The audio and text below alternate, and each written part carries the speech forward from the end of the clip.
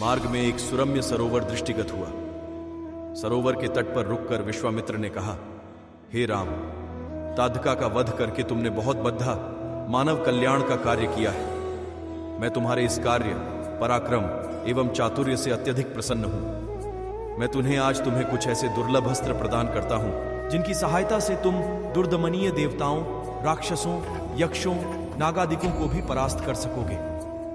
ये दंड चक्र, धर्म चक्र, काल चक्र और इंद्र चक्र नामक अस्त्र हैं। इन्हें तुम धारण करो। इनके धारण करने के पश्चात तुम किसी भी शत्रु को परास्त करने का सामर्थ्य प्राप्त कर लोगे। इनके अतिरिक्त मैं तुम्हें विद्युत निर्मित वज्रास्त्र, शिवजी का शूल, ब्रह्मशिर, एशिक और समस्त अस्त्रों से अधिक शक्तिशाली ब्रह्मास्त्र देता हूं। इन्हें पाकर तुम तीनों लोकों में सर्वाधिक शक्ति संपन्न हो जाओगे।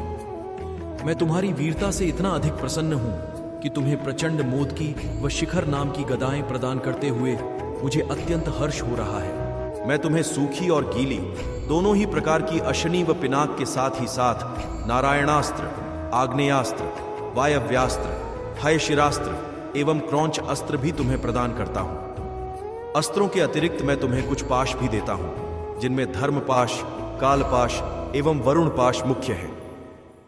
इनके पाशों के द्वारा तुम अत्यंत फुर्तीले शत्रु को भी बांधकर निष्क्रिय बनाने में समर्थ हो जाओगे।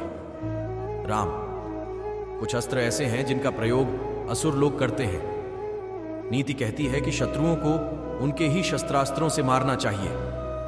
इसलिए मैं तुम्हें असुरों के द्वारा प्रयोग किए जाने वाले कंकाल, मूसल, घोर कपाल और किंकणी नामक अस्त्र भी देता हूं। कुछ अस्त्र का प्रयोग विद्याधर करते हैं। उनमें प्रधान अस्त्र हैं खड्ग, मोहन, प्रस्वापन, प्रश्मण, सौम्य, वर्षण, संतापन, विलापन, मादनास्त्र, गंधर्वास्त्र, मानवास्त्र, पैशाचास्त्र, तामस और अद्वितीय सौम्नास्त्र। इन सभी अस्त्रों को भी मैं तुम्हें देता हूं। ये मौसलास्त्र, सत्यास्त्र, असुरों का मायामय अस्त्र और भगवान सूर्य का प्रभास्त्र है, जिन्हें दिखाने मात्र से शत्रु निस्तेज होकर नष्ट हो जाते हैं। इन्हें भी तुम ग्रहण करो। अस्त्रों को देखो, विशेष प्रकार के अस्त्र हैं। ये सोम देवता द्वारा प्रयोग किए जाने वाले शिशिर एवं दारुण नाम के अस्त्र हैं। शिशिर के प्रयोग से शत्रु शीत से अकद्दीडियच कर और दारुण के प्रयोग से शत्रु गर्मी से व्याकुल हो मूर्छित हो जाते हैं। हे वीर श्रेष्ठ, तुम इन अनुपम शक्ति वाले, शत्रुओं का मान मर्दन करने वाले और समस्त मनोकामनाओं को पूर्ण कराने वाले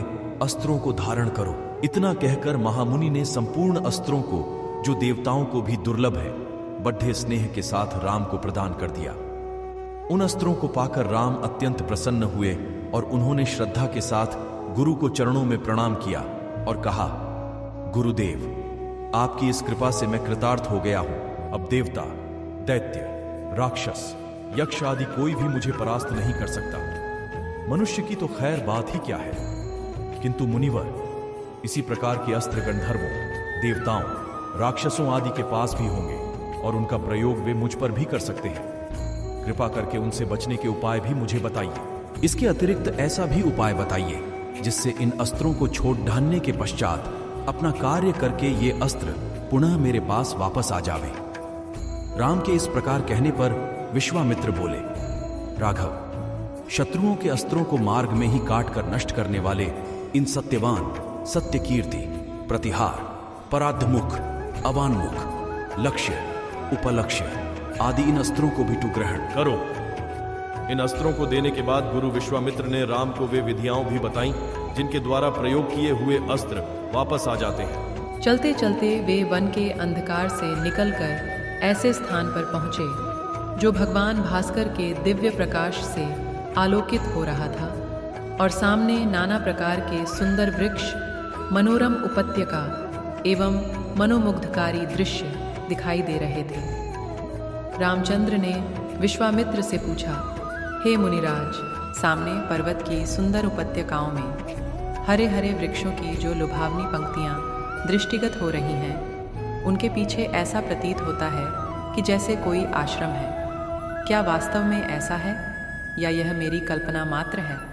वहाँ सुंदर सुंदर मधुरभाषी पक्षियों के झुंड भी दिखाई दे रहे हैं, जिससे प्रतीत होता है कि मेरी कल्पना निराधार नहीं है।